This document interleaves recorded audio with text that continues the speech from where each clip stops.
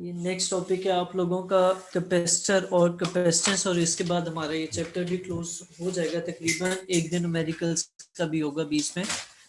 अच्छा, इसमें क्या होगा, कैपेसिटर एंड कैपेसिटेंस। चलें शुरू करते हैं। कैपेसिटर या कैपेसिटेंस काम क्या करता है? कैपेसिटर बेसिकली काम होती है जिसके जरिए हम किसी भी चार्ज को उसके अंदर स्टोर कर सकते हैं।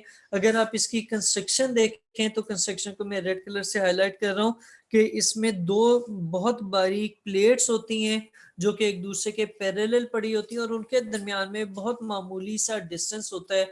अब ये जो प्लेट्स हैं ये अगर आप यहाँ पे बनाना चाहें, एक प्लेट यूं होगी, एक इसके बिल्कुल पैरेलल बिल्कुल सामने बिल्कुल सेम साइज की एक और प्लेट होती है, और इसके दरमियान में जो पोर्शन है, ये वाला जो पोर्शन है इसमें आ रहा, ये वाला जो पोर्शन इसमें आ रहा है, ये एयर भी हो सकती है और इस जगह पे कोई मीडियम भी हम रख सकते हैं।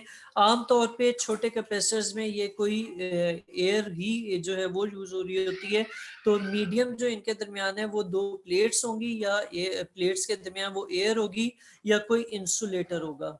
ठीक है, और इस इंसुलेटर का नाम बेसिकली डाइलेक्ट्रिक है। डाइलेक्ट्रिक मुख्तलिफ नेचर के इसमें यूज किए जाते हैं। अब ये वर्किंग कैसे करता है, इसका आंसर इससे आगे है कि जब आप इसके साथ क्या करते हैं कि जब आप इसके साथ किसी चीज को कनेक्ट करते हैं, बैटरी को इनफैक्ट कनेक्ट करते हैं कैपेसिटर के दोनों एंड्स पे, और उस बैटरी का अगर वोल्टेज V है तो बैटरी क्या करती है, चार्ज को प्लस Q को प्लेट B से प्लेट A की तरफ ट्रांसफर करती है, और इसलिए जो है वो जो चार्ज है वो नेगेटिव Q अपीयर होता है एक प्लेट के ऊपर जिसको हम प्लेट A कह रहे हैं, और जो प्लस Q चार्ज है वो प्लेट B के ऊपर अपीयर होगा। ठीक है, ये सामने डायग्राम आपके बनी हुई आपको नजर भी आ रहा है। अब होता क्या है कि जब एक प्लेट के ऊपर पॉजिटिव चार्ज है और दूसरी प्लेट के ऊपर कौन सा चार्ज है, नेगेटिव चार्ज है, तो ये दोनों चार्जेस एक दूसरे को अट्रैक्ट कर रहे होते हैं। लेकिन क्योंकि बीच में डाइलेक्ट्रिक है, डाइलेक्ट्रिक के अंदर या इंसुलेटर है या एयर है और उसके अंदर चार्ज ट्रेवल नहीं कर सकता, इसकी वजह से क्या होता है कि फिर इस कैपेसिटर के अंदर वो चार्ज स्टोर होता है। सही है, तो इस तरीके से ये वर्किंग करता है। ये सामने आपके डायग्राम बनी हुई है। वर्किंग जो आपको मैंने बताया था कि वो तकरीबन इधर से शुरू हो रही है और ये 3-4 लाइनों में कवर हो रही है, उसके साथ ये वाली डायग्राम बनेगी। ठीक है, और जो कैपेसिटर की डेफिनेशन है या उसकी कंस्ट्रक्शन है उसमें आपके ये वाली डायग्राम बनेगी, ए वाली। अब हम आगे चलते हैं और देखते हैं कि अगले पेज पे क्या लिखा हुआ है। ये तो कैपेसिटर की सिंपल डेफिनेशन थी। मैथमेटिकली हम इसको ऐसे भी डिफाइन करते हैं कि जो चार्ज Q इसके ऊपर स्टोर होना है प्लेट्स के ऊपर, वो डायरेक्टली प्रोपोर्शनल होता है पोटेंशियल डिफरेंस V के ऊपर। यानी अगर उन प्लेट्स के ऊपर पोटेंशियल डिफरेंस ज्यादा है तो उनके दरमियान जो चार्ज स्टोर हो रहा है प्लेट्स के दरमियान वो भी ज्यादा होगा। और प्रोपोर्शनल को हम कैसे लिखते हैं, Q is directly proportional to V, इस तरीके से लिखा जाता है। और हम लोग हमेशा पढ़ते हैं, अभी हम मैथ का भी प्रोपोर्शन वाला चैप्टर ही कर रहे हैं, उसमें भी देखेंगे कि जब आप ये साइन ऑफ प्रोपोर्शनैलिटी हटाते हैं, इक्वल टू लगाते हैं, तो साथ कोई ना कोई कांस्टेंट भी आता है। इस केस में जब आपने प्रोपोर्शन का साइन हटा के इक्वलिटी में कन्वर्ट किया तो साथ C कांस्टेंट आ गया। ठीक है, Q क्या चीज है, Q वो चार्ज है जो कि प्लेट्स के ऊपर स्टोर हो रहे हैं। V जो है वो पोटेंशियल डिफरेंस है उसका प्लेट्स के दरमियान। C जो है ये कांस्टेंट ऑफ प्रोपोर्शनैलिटी है, और कांस्टेंट ऑफ प्रोपोर्शनैलिटी को हम क्या कहते हैं, कैपेसिटेंस ऑफ कैपेसिटर कहते हैं। और इसको हम अगर कैपेसिटेंस को डिफाइन कर रहे हैं तो ये वो एबिलिटी है कैपेसिटर की कि वो अपने अंदर कितना चार्ज स्टोर करता है। और अगर आप उसके मैथमेटिकल रिलेशन निकालना चाहें इलेक्ट्रिक पोटेंशियल का, तो ये रेशो होगी, सॉरी कैपेसिटेंस का, तो ये रेशो होगी चार्ज और इलेक्ट्रिक पोटेंशियल का, जिसको हम C equals to Q divided by V भी लिख सकते हैं। ठीक है, सही है।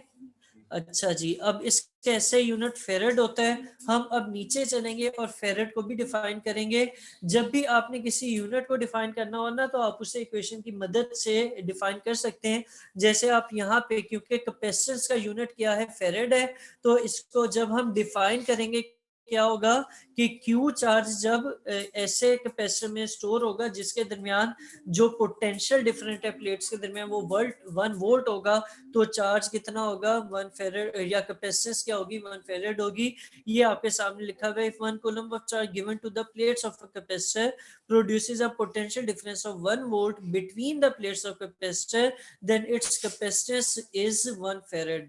ठीक है, तो फेरेड जो है वो इसकी कैपेसिटेंस है। फेरेड आमतौर पे बड़ा यूनिट होता है, आमतौर पे जो इसके मिलते जुलते यूनिट यूज किए जाते हैं वो माइक्रो फेरेड, नैनो फेरेड या पीको फेरेड होते हैं। आप लोगों के पंखे का भी गर्मियों में क्या होता है, अक्सर स्पीड स्लो हो जाती है नॉर्मल से, तो उसका कैपेसिटर चेंज करते हैं और वो ठीक हो जाता है। तो वो कैपेसिटर को अगर आप देखेंगे उसके ऊपर बकायदा मेंशन होता है कि इसकी कैपेसिटेंस कितनी है, वो माइक्रो फेरेड्स में लिखी हुई होती है।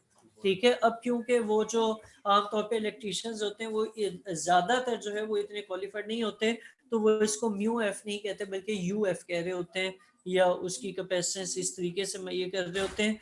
ये सामने आपके उन्होंने इसकी थोड़ी सी एग्जांपल दी हुई है, समझाने की मजीद कोशिश की हुई है। ये आपकी डेफिनेशन होगी कैपेसिटर की और कैपेसिटेंस की, इसको जो है वो आपने अच्छे तरीके से कर लेना है। अभी हम इसकी मुख्तलिफ कम्बिनेशंस देखते हैं, बल्कि कम्बिनेशंस मैं चेक कर लूँ आपके इंक्लूडेड है या नहीं